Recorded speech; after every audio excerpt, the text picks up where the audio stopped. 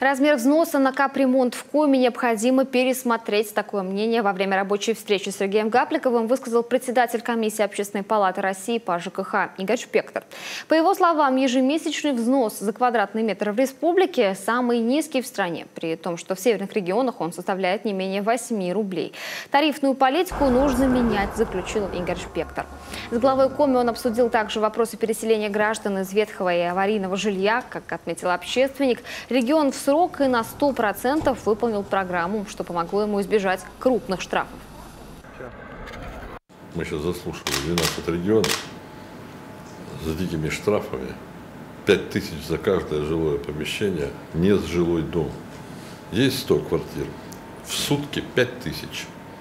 Да, это серьезно, конечно. Сегодня в Братске не сдано 11 домов, 100 квартирных.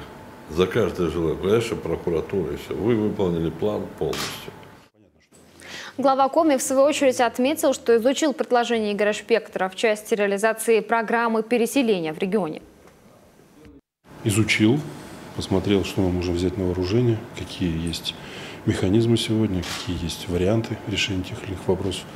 Думаю, что они будут нам в подспорье в решении, во-первых, 5-го этапа, который у нас реализуется, ну и других, если будет принято такое решение, будет продлена программа. Понятно, что уже на иных условиях. Сергей Гапликов также поблагодарил Игоря Шпектора за внимание к региону и общественный контроль за ходом реализации программы переселения в республике.